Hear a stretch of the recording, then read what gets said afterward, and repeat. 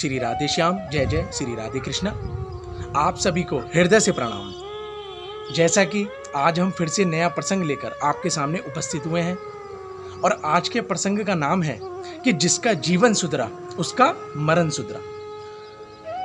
तो क्या आज ये बड़ा सुंदर मुख्य प्रसंग है। जैसा कि आज हमें देखने को मिल रहा है कि किस प्रकार की सूक्ष्म जीवन रह गया है। मनुष्य की आयु बहुत कम हो गई है। कहते हैं कलयुग में 100 वर्ष की आयु होनी चाहिए थी, लेकिन अब 100 का भी आंकड़ा कोई नहीं पार कर पा रहा है। 70-80 और 70-80 से भी धीरे धीरे कम का ही देखा जा रहा है। तो इस प्रकार बड़े ही सुंदर रूप में आज हम आपको यही बताने वाले हैं। कहते हैं कि जिसका जीवन सुधरा उसका मरण सुधरा। ऐसा क्यों? ऐसा क्यों? कहते हैं जा दिन मन पंछी उड़ जई है, ता दिन तेरे तन तरुवर की सभी पात झड़ जई है। घर के कहें बेग ही काढ़ो। बोले क्यों? बोले क्योंकि भूत बहे को खई है। यानी जा दिन मन पंछी उड़ जई है, ता दिन तेरे तन तरुवर की सभी पात झड़ जाएंगे। यानी जो ये सूक्ष्म हमें चोला ठाकुर जी ने प्रदान किया है, ये क्षणभंगुर है। क्षणभंगुर। कब किसका समय निश्चित है, कब किसकी सांस निश्चित है, ये ना हम जानते हैं ना आप, लेकिन ठाकुर जी सबकी जानते हैं। तो इस प्रकार हमें करना क्या है, जिससे हमारा जीवन सुधर जाए, और जीवन जो सुधर जाए तो उससे हमारा मरण सुधर जाए, मरण सुधर जाए। तो यानी करना हमें यह है कि गुरु ग्रंथ साहिब में भी यही लिखा है। जो गुरु ग्रंथ साहिब हैं, हमारे अन्य ग्रंथ भी हैं, श्रीमद् भागवत पुराण, श्री राम कथा, ऐसे ही श्री सिखों के गुरु ग्रंथ साहिब, उसमें भी यही लिखा है। बोले क्या? गुरु ग्रंथ साहिब जो हम गुरुद्वारों में बड़े सुंदर रूप में पूजी जाती है, उन ग्रंथ की पूजा होती है। तो पहले ये समझा जाए उस ग्रंथ की पूजा ही क्यों होती है, गुरु ग्रंथ साहिब की। तो गुरु ग्रंथ साहिब की पूजा का असल कारण यह है कि यह भी पद्धति हमारे सनातन हिंदू धर्म से ही आई है, सनातन धर्म से। बोले कैसे सनातन धर्म से? कहते हैं जब ठाकुर जी ने जब श्रीमद् भागवत जी में लीला की। बोले कौन सी लीला? कहते हैं जब ठाकुर जी अपनी लीला को समेट रहे थे, द्वारका लीला को, द्वापर लीला को, उस समय वेद व्यास जी के द्वारा लिखी गई श्रीमद् भागवत जी में साक्षात ठाकुर जी का निवास हुआ। बोले कैसे? कैसे? श्री बद्रीनाथ में उद्धव जी, जो कि ठाकुर जी के परम मित्र हैं, वह विराजमान थे। और उस समय श्री उद्धव जी ने ठाकुर जी से कहा, जब ठाकुर जी ने एक बात उद्धव जी के सामने रखी, तब उद्धव जी ने उनसे ये प्रश्न कहा। श्री ठाकुर जी ने पहले क्या बात रखी? उन्होंने कहा उद्धव जी से कि हे उद्धव, अब तुम्हें यहीं रुकना होगा। बोले मुझे यहीं रुकना होगा? बोले हमारी लीला अंतर्ध्यान होगी अब। बोले तुम्हें यहीं रुकना होगा और तुम्हें यहाँ रहकर हमारी भक्ति का, हमारे नाम रूप लीला धाम का प्रचार प्रसार करना होगा, प्रकाशित करना होगा। उद्धव जी बोले प्रभु, जब आप यहाँ नहीं रहेंगे तो मैं रहकर यहाँ क्या करूँगा? मैं तो आपके साथ ही आऊँ और आप ही हैं मेरे प्रिय, मैं रहकर यहाँ कैसे जी सकता हूँ आपके बगैर। तब ठाकुर जी ने कहा, जब कहा नहीं तुम्हें ये करना होगा, तब श्री उद्धव जी की बात को सुनकर ठाकुर जी ने भागवत जी में प्रवेश किया। बोले कैसे प्रवेश किया? उस बद्री का आश्रम में, बद्रीनाथ। कहते हैं कैसे प्रवेश किया? उस समय ठाकुर जी के हृदय से बड़ा सूक्ष्म एक प्रकाश निकला, दिव्य प्रकाश हृदय से, और वह श्री भागवत जी की पोथी में समा गया, श्री भागवत पुराण में समा गया। तो साक्षात श्री ठाकुर जी, जो कि बांग रूप में, वाणी रूप में पूजे जाते हैं, वो है श्रीमद् भागवत जी। ऐसी हमारे घर में जो धातु रूप में पूजे जाते हैं लड्डू गोपाल, तो वह धातु रूप है।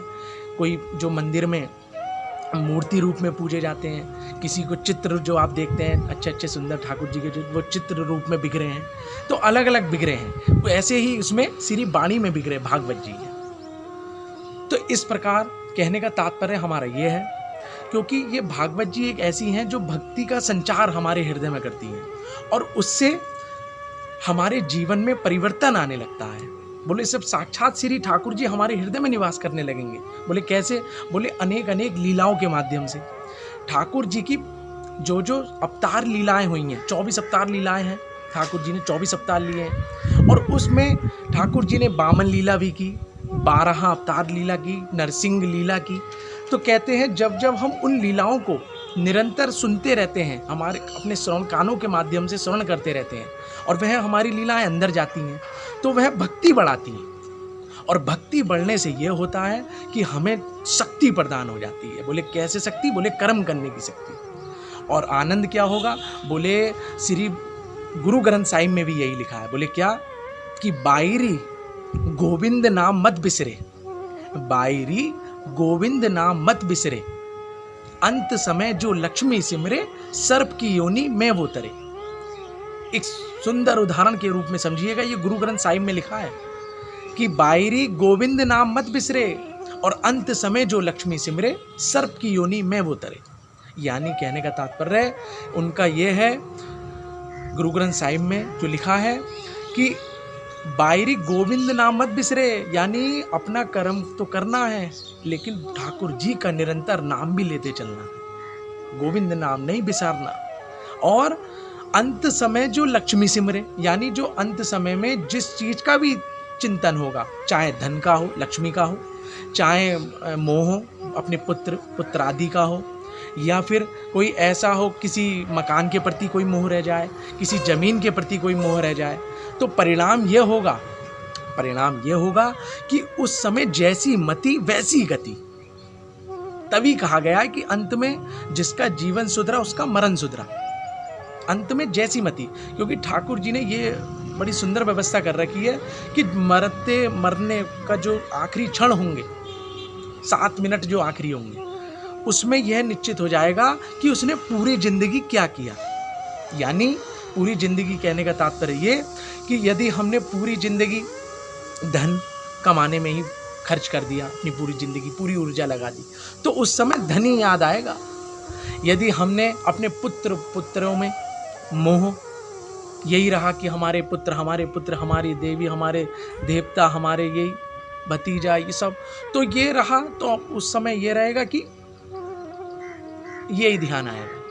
और कहते हैं जो ध्यान आएगा अंत में जैसी मति वैसी गति। जो धन ज़्यादा संचय करते हैं और जो ज़्यादा धन के ही बारे में पूरी जिंदगी सोचते हैं, तो उसका परिणाम यह होता है कि उन्हें अगले जन्म में सर्प की योनि में तरना पड़ता है। ये गुरु ग्रंथ साहिब भी कह रही हैं कि बायरी गोविंद नाम मत बिसरे, अंत समय जो लक्ष्मी सिमरे, सर्प की योनि में वो तरे। तो इस प्रकार ध्यान रखा जाए कि हमें करना क्या है, जीवन में हमारे ठाकुर जी से कितना प्रेम हो रहा है। कहते हैं कि जो पूरे दिन दिखाई देता है, यानी जो पूरे दिन हमने किया होगा, प्रतिदिन की बात हो रही है, जो पूरे दिन किया होगा वही रात्रि के सपन में दिखाई देगा, वही रात्रि के सपन में दिखाई देगा। ऐसे ही यदि जैसे पूरे दिन में फिल्म देखी होगी तो फिल्म का कोई डायलॉग दिखाई देगा, कोई किसी चीज़ में, कोई किसी कार्य में गए होंगे, यदि ठाकुर जी का नाम लिया होगा, सत्संग में बैठे हैं तो वो दिखाई देने लगेगा। यदि किसी और चीज़ में कोई कार्य किया होगा, कोई कार्यक्रम, तो वो दिखाई देगा रात्रि में। इसी प्रकार जो पूरी जिंदगी किया होगा वही रात्रि में दिखाई देगा, जो पूरी जिंदगी किया होगा। पूरी जिंदगी यदि धन किया होगा तो धन का। तो इसलिए करना क्या है, जिसका जीवन सुधरा, यानी जीवन सुधारना है तो उसका मरण सुधर जाएगा। तो ये है, तो इसका ध्यान रखा जाए। क्योंकि आजकल जैसे जैसे अभी हमने देखा, एक अभी नेता है ना, सुशांत सिंह राजपूत जी, तो वो उन्होंने फांसी लगा ली, सब कुछ था उन पे। यदि सब कुछ था तो ऐसा क्यों किया? तो यानी सब कुछ होने के बाद भी शांति नहीं मिली, सुख शांति उनके जीवन में नहीं थी। यदि हमने खूब धन कमाया और यदि हमने 2 चैन की रोटी, यदि हृदय में शांति नहीं है, यदि 2 चैन की रोटी नहीं मिल रही, या फिर हमारे हृदय में शांति नहीं है, तो वो करोड़ों का धन सब व्यर्थ है, सब पानी है। नहीं तो ऐसी कभी भूल ना करें जैसा उन सुशांत सिंह राजपूत ने की। बोले ऐसी भूल कभी नहीं करनी चाहिए। उन्हें ये लगेगा शरीर छूट गया, बोले शरीर नहीं छूटता ऐसे। बोले पूरी अपनी एक एक सांस का हिसाब देना होगा और ऐसे में प्रेत बन जाते हैं। प्रेत बन के कहते हैं बड़ी पीड़ा उठानी पड़ती है। ठाकुर जी पेट इतना बड़ा कर देते हैं और मुख इतना सा। अब ये लगा लीजिए भाई, पेट जब इतना बड़ा हो जाएगा तो भूख बढ़ जाएगी, और मुख इतना सा तो अंदर जाएगा कितना, बड़ी पीड़ा होती है। गलत गलत आत्माएं बड़ी उन्हें परेशान करती हैं। तो कभी ऐसा दुष्कर्म ना करें, कभी ऐसा कार्य ना करें, ये बहुत गलत है। तो आज की हमारी यही वीडियो थी, यही प्रसंग था कि जीवन में आनंद लेना है, यदि सुख प्रदान करना है तो केवल और केवल ठाकुर जी का नाम लीजिए, उनकी कथाएं सुनिए, उनके नाम रूप लीला धाम में खोइए।